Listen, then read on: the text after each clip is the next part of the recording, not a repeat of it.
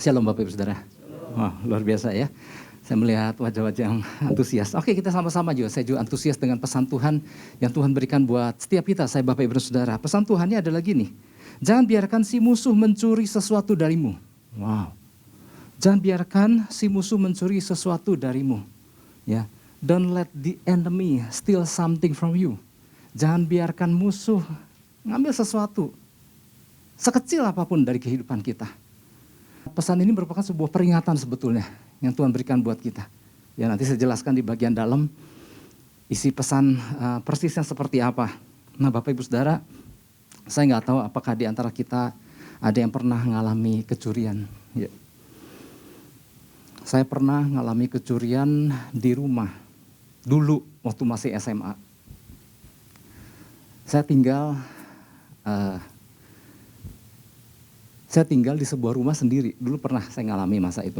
Artinya gini, rumah yang saya tempati dengan rumah orang tua tuh punggung-punggungan, nyambung sebetulnya. Tapi keluar masuk hanya dari satu rumah, yaitu rumah orang tua.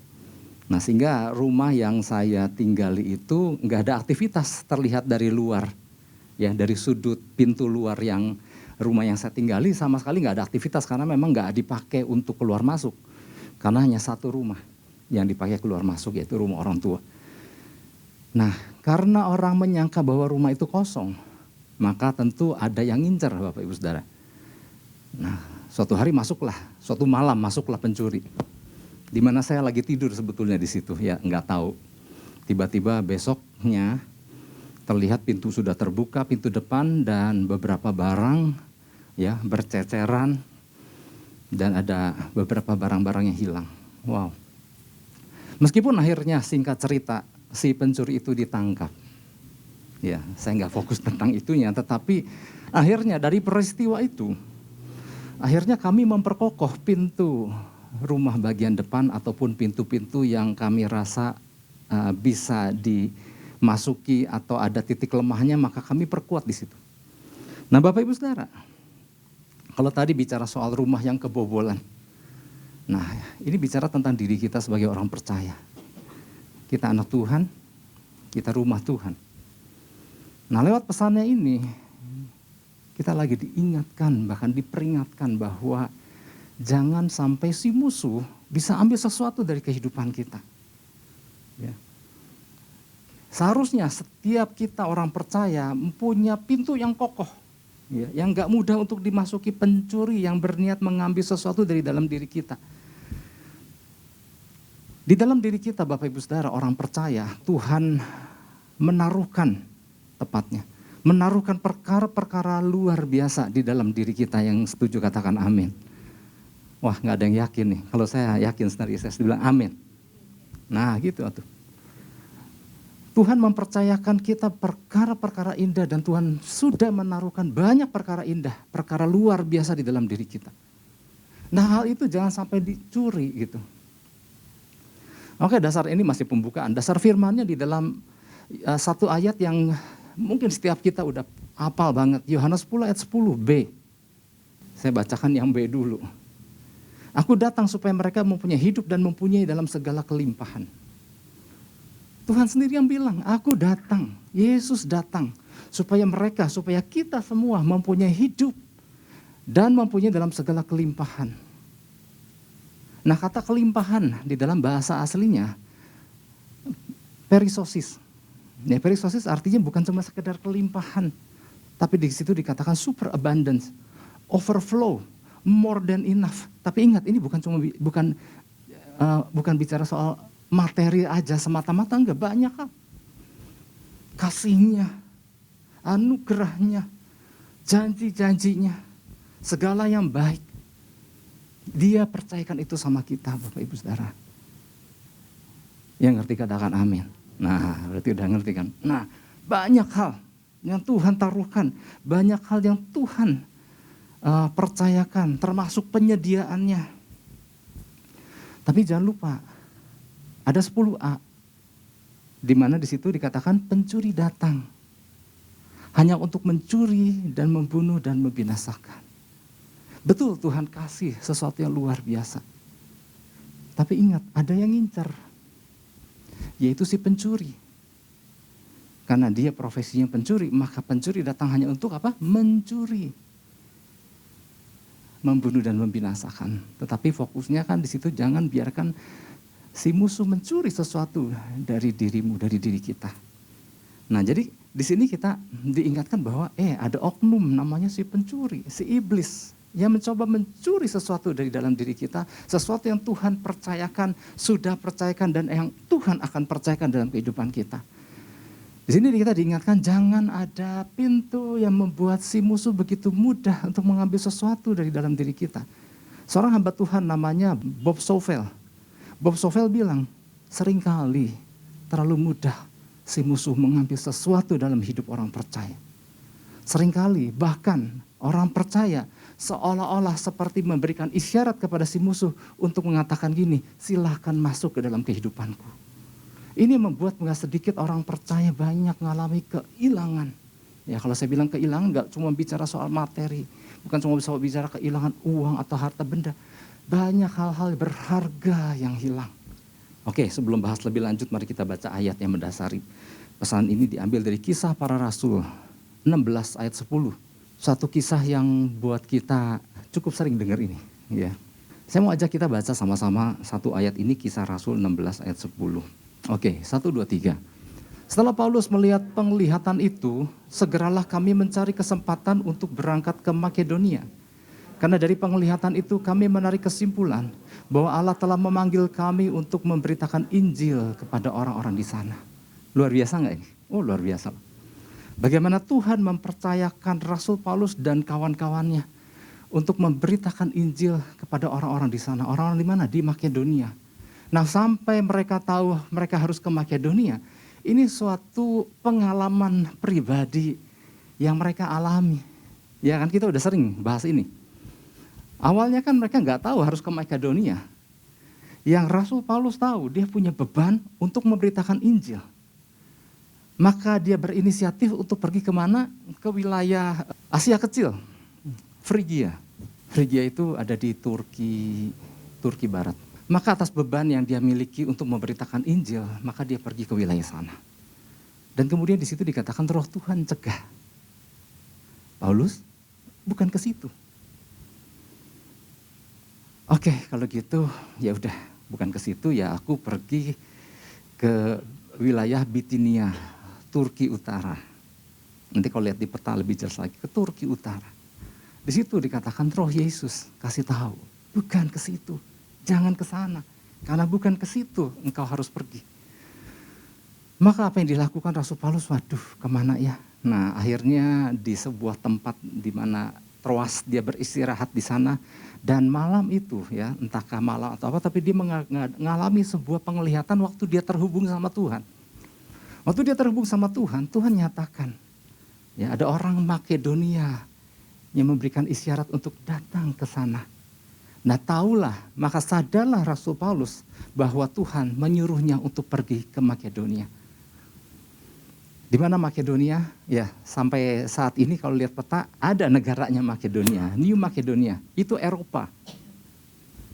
Di bawahnya Bulgaria, di sebelahnya Kosovo, dekat Albania, ya kita tahu lah itu daerah Eropa Timur. Bayangkan, kesanalah maka Rasul Paulus dan kawan-kawannya menuju ke kota di wilayah Makedonia, ya provinsi. Tibalah mereka di sebuah kota yang bernama Filip, dan mulailah di situ penginjilan Rasul Paulus kepada orang-orang di sana. Nah, Bapak Ibu Saudara, seperti biasa, di mana ada pekerjaan Tuhan, maka di situ ada selalu oknum si musuh yang berusaha untuk menghalanginya. Di mana-mana sampai hari ini. Di mana ada pekerjaan Tuhan, maka di situ ada si musuh yang akan ikut beroperasi dengan tujuan untuk menghalangi supaya pekerjaan Tuhan gak terjadi. Ketika Tuhan mempercayakan kepada kita sebuah visi yang baru untuk kita tangkap dan hidupi, mulai dari kita sejak mendapatkannya sampai visi 2022-2023. Maka ingat, di mana ada pekerjaan Tuhan, maka di situ ada oknum, si musuh yang berusaha untuk menghalanginya. Ada si musuh yang berusaha untuk menggagalkannya. Ya. Jadi kalau kita perhatikan, langkah Rasul Paulus nggak selalu berjalan semulus yang diperkirakan. Ada halangan nggak? Ada halangan. Ada tantangan? Ada. Ada masalah? Oh iya, nggak sedikit. Nah jadi ada berbagai rintangan yang coba dilakukan si musuh untuk menghadangnya. Mereka apa? Mencoba mencuri banyak hal dari apa yang Tuhan percayakan kepada diri Rasul Paulus dan kawan-kawannya. Makanya ini kan pekerjaan luar biasa kan. Cara mendapatkannya juga mengikuti arahan Tuhan yang luar biasa. Artinya mereka menangkap, wow ada sesuatu yang luar biasa yang Tuhan akan kerjakan di wilayah Makedonia ini.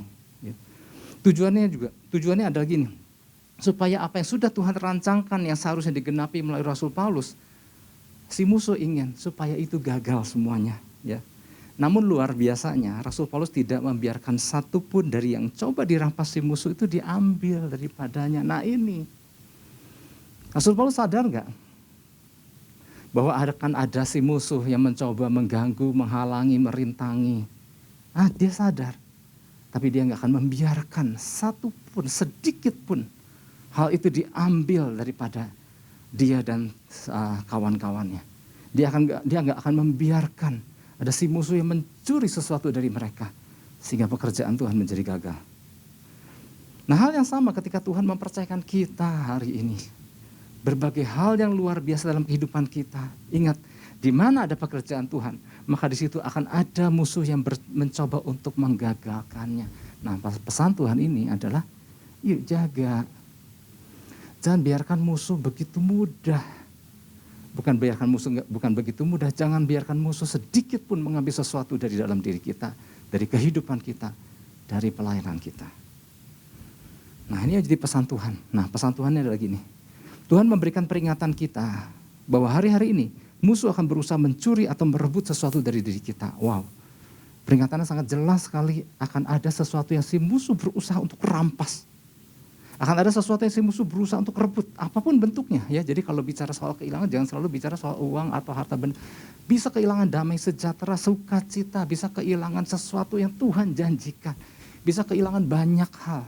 Bisa ada yang dia ambil kalau kita nggak berjaga-jaga. Kalau kita orang percaya menjadi lengah, ada sesuatu yang dia bisa ambil. Dan cara ngambilnya pun rampas. Kalau yang tadi saya ilustrasikan di awal, saya lagi tidur malam itu, dia masuk. Tetapi peringatan yang Tuhan berikan, dalam keadaan sadar, siang hari, dia bisa merampas sesuatu dari diri kita ketika kita dalam keadaan sadar. Wow, bentuknya seperti apa? Ya nggak tahu. Tapi Tuhan peringatkan kita, yuk berjaga-jaga. Ya seringkali gini, baik sengaja maupun tidak sengaja, terlalu mudah seringkali orang percaya membiarkan si musuh untuk mengambil. Bahkan tadi yang dikatakan oleh Bob Savell, seringkali tanpa disadari orang percaya seperti mempersilahkan si musuh untuk masuk. Yuk masuk yuk. Misalnya gini, ketika kita memiliki sukacita, ya, hanya karena tiba-tiba ada suatu sebab, sukacita kita begitu mudah hilang. Ya. Yang tersisa dari hilangnya sukacita adalah kemarahan. Hilangnya sukacita tiba-tiba kita merasa ada kesedihan. Tetapi Bapak Ibu Saudara, yang pasti dari diri kita akan hilang juga kekuatannya. Karena ada firman Tuhan, the joy of the Lord is our strength. Sukacita di dalam Tuhan, sukacita karena Tuhan adalah kekuatanmu. Ketika sukacita hilang, maka kekuatan hilang. Orang hanya merasa, oh sedih. Ada sesuatu sebab terjadi. Dan kita membiarkan kesedihan dan kehilangan sukacita. Sehingga yang terjadi tanpa disadari, ada kekuatan yang mulai melemah. Karena apa yang bisa membuat orang percaya kuat, salah satunya adalah sukacita karena Tuhan. Artinya apapun yang terjadi, ya. Tapi jangan membiarkan sukacita itu hilang dari dalam kita. Tapi ngerti ya, maksudnya sukacita bukan artinya apa. Jadi kalau lagi sedih gak boleh ketawa-ketawa. Gak ada hubungan sama ketawa. Sukacita itu dari dalam diri kita karena Tuhan bertahta.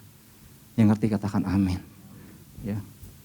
Nah misalnya gini, itu contoh sukacita. Ketika misalnya orang percaya menaruh pengharapan selama ini sama Tuhan.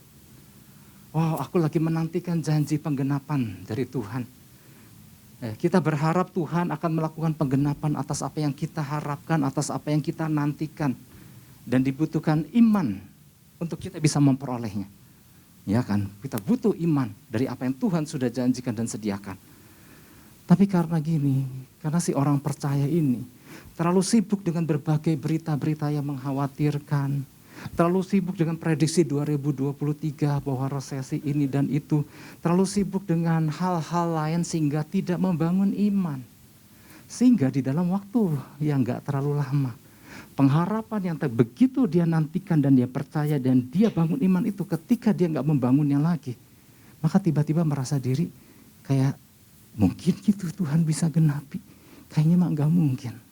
Tiba-tiba ada sesuatu yang kosong, yang kita merasa gak mungkin kita terima. Artinya ada sesuatu yang seharusnya kita terima ketika kita udah gak menaruh pengharapan lagi, maka itu menjadi hilang. Sayang sekali. Ya, itu contoh.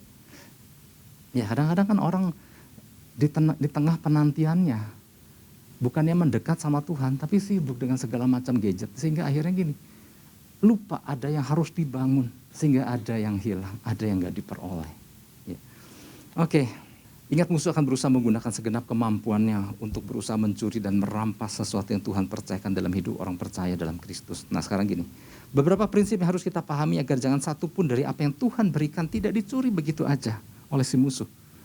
Ada beberapa. Yang pertama, jangan berfokus kepada diri sendiri. Waktu orang percaya berfokus sama diri sendiri, maka sesungguhnya ada banyak yang hilang, yang akan hilang. Nah nanti saya jelaskan seperti apa. Kita buka Kisah Rasul 16 ayat 17. Kisah Rasul 16 ayat 17 bilang begini. Ia mengikuti Paulus dan kami dari belakang sambil berseru katanya, orang-orang ini adalah hamba Allah yang maha tinggi. Mereka memberitakan kepadamu jalan kepada keselamatan.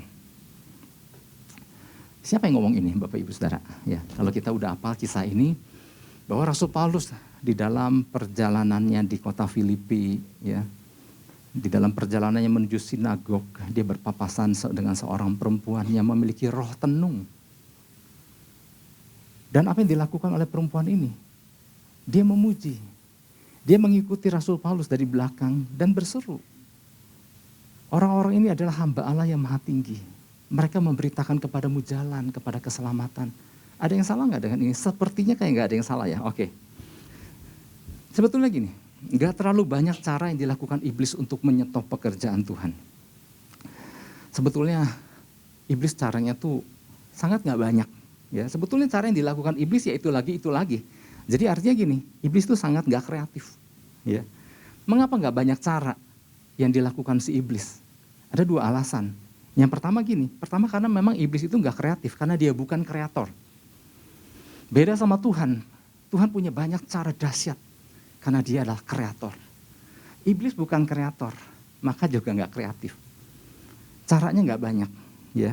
Caranya itu lagi, ya. Nah cara yang dilakukan iblis dari zaman dulu sampai zaman sekarang, kurang lebih ya begitulah 3 jurus itu. Jurus yang dia lakukan kepada Yesus, ya, pencobaan yang dilakukan iblis terhadap Yesus di awal pelayanannya. Di situ berkisar tentang apa sih? Berkisar tentang perut, berkisar tentang kekuasaan, berkisar tentang ketenaran. 3 hal itu yang dicoba, yang ditawarkan kepada Yesus dan iblis kalah di situ. Tetapi 3 jurus ini yang juga dia pakai kepada banyak pribadi orang percaya, termasuk kepada kita sampai hari ini. Pakai 3 jurus itu aja. Ya. Jadi cara yang dilakukan iblis kurang lebih sama, itu lagi. Ya. Jadi kenapa nggak banyak cara? Karena memang yang pertama nggak kreatif. Yang kedua, kenapa nggak banyak cara? Karena nggak usah pakai banyak cara, pakai 3 cara itu banyak orang percaya jatuh kok. Alasan yang kedua adalah orang percaya gampang jatuh dengan alasan 3 jurus tadi. Ya. Mengapa iblis tidak pakai cara lain? Dia juga nggak mau mikir terlalu banyak. Sama yang ini juga banyak yang kena kok. Nah itulah makanya Bapak Ibu Saudara, kita harus berhati-hati minimal atas 3 hal tadi. Nah waktu iblis atau si musuh mencoba pakai jurus ini kepada Rasul Paulus dan kawan-kawannya, mereka kena batunya. Ya. Karena Rasul Paulus tahu ia seorang yang gak mudah untuk dijatuhkan. Ya. Ada 2 cara sih yang dilakukan mereka kepada. Jadi gini, dari 3 jurus ini sebenarnya ada 2 kategori. Yang pertama, apa yang dilakukan iblis? Iblis akan berusaha mendorong orang percaya dari belakang supaya jatuh. Yang kedua, kalau itu nggak mempan, dia akan tinggikan orang itu supaya orang itu tersanjung dan kemudian menyadari, wow, aku begitu hebat ya. Nah, ini yang digunakan oleh si musuh terhadap Rasul Paulus dan kawan-kawannya. Yang dia pertama coba, mungkin dia mencoba menjatuhkannya dengan berbagai kesusahan. Ya, ini urusan yang perut tadi. Ada banyak hal, ya, derita yang dialami Rasul Paulus di dalam melakukan pelayanannya, perjalanan pelayanannya.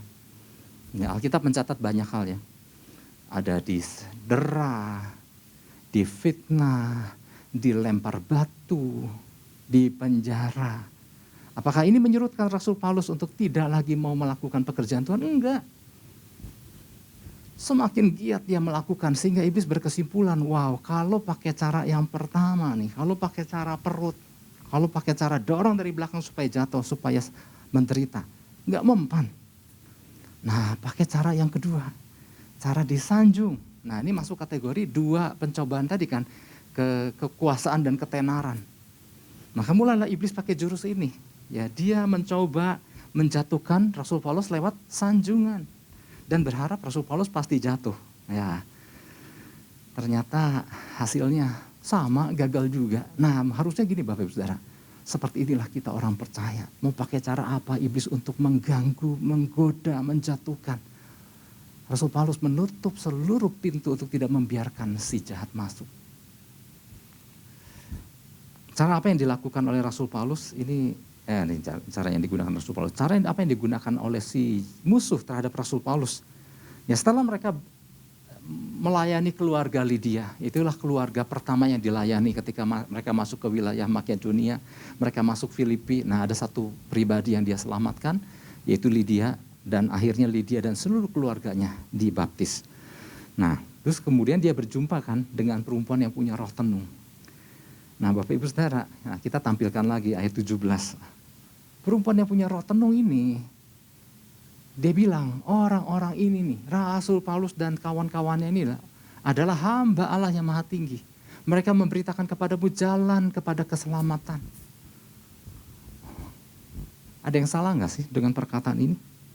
Sepertinya nggak ada yang salah ya, bahwa betul Rasul Paulus dan kawan-kawannya adalah hamba Allah yang maha tinggi. Dan mereka ada di sana untuk memberitakan jalan keselamatan. Nah, tetapi yang luar biasa, Rasul Paulus punya ketajaman. Ini bukan, mereka nggak lagi meninggikan Tuhan. Mereka lagi pakai jurus untuk menyanjung supaya jatuh.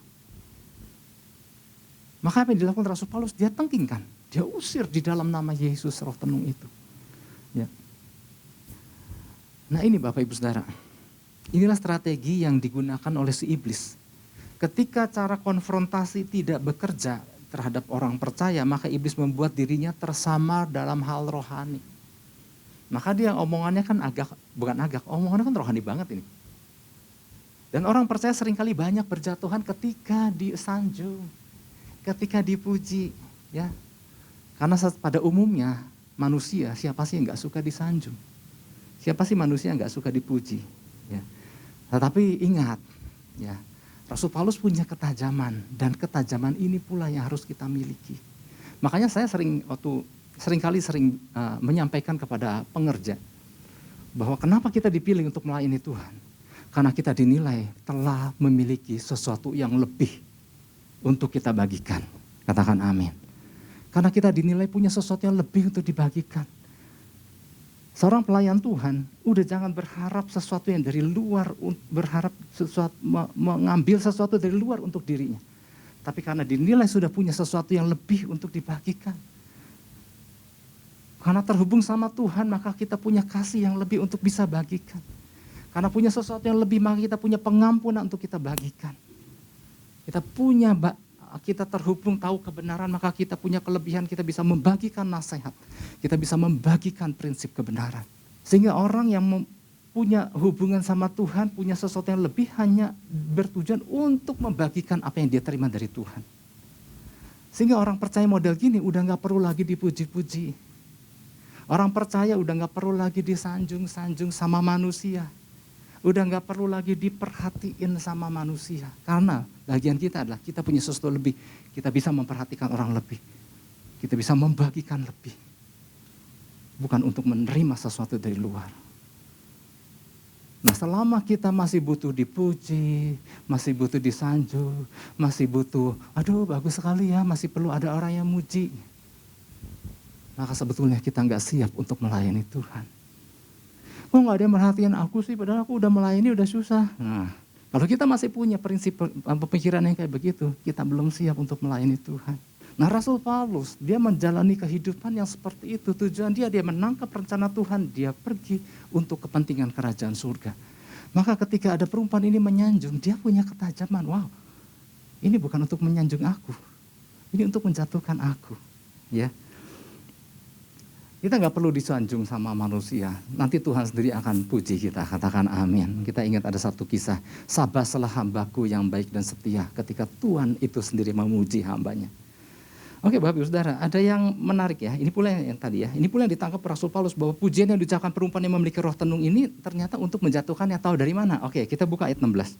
Ada sesuatu yang menarik, di ayat 16 ini dikatakan pada suatu kali ketika kami pergi ke tempat sembahyang itu, kami bertemu dengan seorang hamba perempuan yang mempunyai roh tenung. Kalau dilihat dari bahasa aslinya, terjemahannya divination, ya, satu spirit of divine spirit. Tetapi ada arti yang lain. Di dalam bahasa aslinya, pneuma pitan. Apa pneuma pitan? Spirit of Phaeton. Roh tenung yang bekerja seperti ular piton bekerja. Jadi memang ada riwayat di daerah situ, ya. Jadi kota itu ada riwayatnya yang saya nggak akan bahas itulah. Terlalu panjang. Maka roh tenung yang menguasai perempuan itu adalah roh ular, spirit ular. Dan cara kerja piton, dia nggak memuncratkan bisa yang membuat orang mati seketika. Cara kerja piton adalah dia mulai melilit pelan-pelan. Dia mulai meremukkan pelan-pelan. Makanya kalau kita lihat cara kerjanya kan, dia terus memuji-muji Rasul Paulus selama berhari-hari. Kita ngenalin nggak cara kerja ini Bapak Ibu Saudara? Oke, kalau kita dengar ular, kita ingat cara kerja dulu bagaimana ular memperdaya Hawa di Taman Eden. Jadi apa yang diucapkan itu penipuan. Dan Rasul Paulus sadar, dia ampun ini iblis mulai nyanjung-nyanjung gue nih gitu. Karena dia tahu ada spirit of Phaeton yang ada dalam perkataan yang diucapkan perempuan itu. Hawa pernah jatuh. Dan semua mengakibatkan Adam, Hawa dan seluruh manusia akhirnya jatuh dalam dosa. Karena apa? Penipuan, pemutarbalikan kebenaran. Nah kalau ada dengar kata berhari-hari ini perempuan terus nyanjung, terus ngomong. Ini ingat sama kisah siapa? Yusuf, betul. Istri Potifar terus ngajakin tidur. Ya. Yusuf tidur yuk. Yusuf tidur yuk besoknya. Nanti sore bilang Yusuf kita tidur. Nah hanya orang yang punya tujuan Tuhan yang bisa menutup pintu. Orang yang sadar bahwa pekerjaan Tuhan gak boleh gagal. Orang yang sadar bahwa tujuan Tuhan gak boleh harus digenapi melalui aku dalam hidup yang aku jalani ini. Hanya orang yang sadar ada visi Tuhan, ada tujuan Tuhan yang dapat menutup pintu untuk tidak membuka kepada perkara-perkara itu. Sehingga gini Bapak Ibu Saudara, orang yang masih orientasinya pengen dipuji, pengen disanjung, ya. Sekali ketika nggak ada yang sanjung, kehilangan damai sejahtera. Ada yang hilang dari dalam dirinya. Bukan hanya damai sejahtera aja hilang, ada pekerjaan Tuhan yang akhirnya terbengkalai karena dia berfokus kepada dirinya. Karena semuanya kan untukku dan untukku. Kalau orang orientasinya masih untukku dan untukku, maka ada pekerjaan Tuhan yang terbengkalai. Ada yang hilang. Itu yang pertama. Oke, yang kedua. Yang pertama tadi apa? Jangan berfokus kepada diri sendiri. Yang kedua, jangan mengasihani diri sendiri ketika ada sesuatu yang terjadi di luar pemikiran kita. Aduh, nggak seperti yang kita rencanakan. Dan jangan mengasihani diri, aduh gagal. Betapa kesian, aku gagal. Ya. Nah kalau orang yang masih berfokus kepada mengasihani diri, jadi gini, tantangan boleh ada dalam hidup. Saya kan selalu bilang, perjalanan kita nggak selalu mulus. Jalan itu bisa berkelok-kelok, tanjakan, bisa turunan, bisa berlubang, bisa berbatu-batu. Ketika menghadapi hambatan, tetap berfokus bahwa aku ada karena Tuhan punya rencana dalam kehidupanku. Katakan amin. Rasul Paulus ngalami itu. Akibat dia ngusir perempuan roh tenung itu, Bapak Ibu Saudara, dia akan jadi di penjara. Nah, dan di penjaranya udah kayak penjahat besar kan, saya pernah cerita. Karena ada seorang, si perempuan tenung ini kan punya majikan, dan oleh sebab si roh tenung itu diusir keluar, maka dia nggak bisa cari duit lagi dengan roh tenungnya. Maka si majikannya melaporkan kepada pemerintah setempat dan ditangkaplah Paulus dan Silas. Dan mereka di penjara udah kayak teroris. Di penjara di bagian dalam, dirantai, dipasung dan dijaga. Sedemikian rupa. Nah, apakah malam itu Rasul Paulus, Tuhan, benar-benar gagal, percuma, betapa buruknya nasibku. Apakah itu yang dilakukan Rasul Paulus? Silas, kita senasib. Akhirnya kita terdampar di Filipi dan udah selesailah, tamat hidup kita. Apakah itu yang mereka lakukan? Mereka nggak mengasihani diri mereka. Mereka berfokus sama Tuhan. Maka apa yang mereka lakukan? Ayat 25. Tetapi kira-kira tengah malam, Paulus dan Silas berdoa dan menyanyikan puji-pujian kepada Allah, dan orang-orang hukuman lain mendengarkan mereka. Wow, ini loh yang luar biasa. Kalau orang masih berfokus mengasihani diri sendiri, maka dia merasa hidupnya udah selesai. Tetapi Rasul Paulus fokusnya bukan kepada diri mereka, dia nggak mengasihani dirinya. Dia berfokus sama Tuhan. Kalau Tuhan bisa bawa dia sampai hari itu ada di Filipi, dan dia merenungkan cara Tuhan membawanya ke Makedonia kan dahsyat. Dan dia berkata, Tuhan, mestinya ada sesuatu yang dahsyat. Ya, bukan kebetulan aku ketemu roh tenung, bukan kebetulan aku tengking, bukan kebetulan aku di penjara hari ini. Aku tahu ada rencanamu yang dahsyat. Saudara pernah pikir gitu nggak? Waktu masalah datang, kadang-kadang saya suka menemui orang percaya baru kemarin bersaksi, Tuhan Yesus baik, Tuhan Yesus baik. Masa Pak dia begini, tiba-tiba ada orang datang, Tuhan Yesus baik. Besokannya berapa hari? Kenapa nasib saya begini? Nah Bapak Ibu Saudara, kalau kita tahu memuji Tuhan, artinya Tuhan ada bersama-sama kita dan Tuhan mempercayakan sesuatu yang luar biasa dalam perjalanan hidup kita. Kalau ada sesuatu yang gak bagus yang menurut kita terjadi, mari berfokus sama Tuhan. Tuhan, nah, apalagi nih yang Tuhan mau lakukan dalam kehidupanku? Pastinya ada sesuatu nih yang selanjutnya. Rasul Paulus berpikir, saya percaya bahwa kalau dia sampai ke Makedonia dengan cara Tuhan yang luar biasa, bayangkan roh Tuhan sengaja mencegah untuk jangan ke sana, ke Frigia, roh Tuhan mencegah jangan sampai ke Bitinia, tapi mengarahkan ke Makedonia.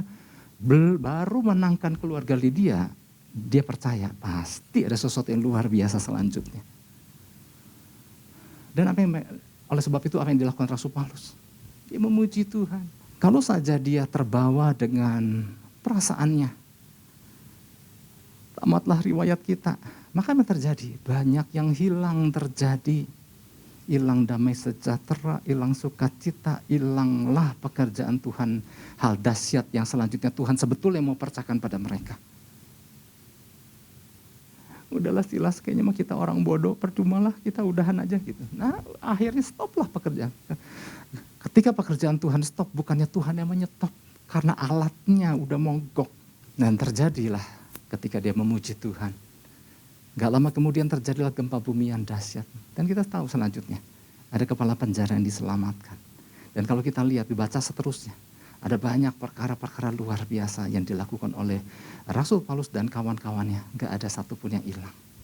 Bahkan pekerjaan Tuhan diselesaikan lewat rangkaian perjalanan mereka. Nah Bapak Ibu Saudara, inilah gambaran bahwa Tuhan mempercayakan kita rangkaian hal-hal luar biasa, rangkaian hal dahsyat yang Tuhan percayakan di dalam kehidupan kita. Apapun yang terjadi, apapun berita yang kita dengar hari-hari di luar, Percayalah ada sesuatu yang luar biasa Tuhan percayakan dalam kehidupan kita, katakan amin. Kalaupun ada sesuatu halangan yang terjadi, jangan itu menyurutkan kita dan menyalahkan diri kita dan mengasihani diri kita. Tapi kita berkata, Tuhan, aku percaya apa selanjutnya akan Tuhan lakukan lewat aku. Aku percaya ada banyak perkara luar biasa yang Tuhan masih mau percayakan dalam kehidupanku. Yang ngerti katakan amin. Yang ngerti beri tepuk tangan buat Tuhan Yesus. Haleluya.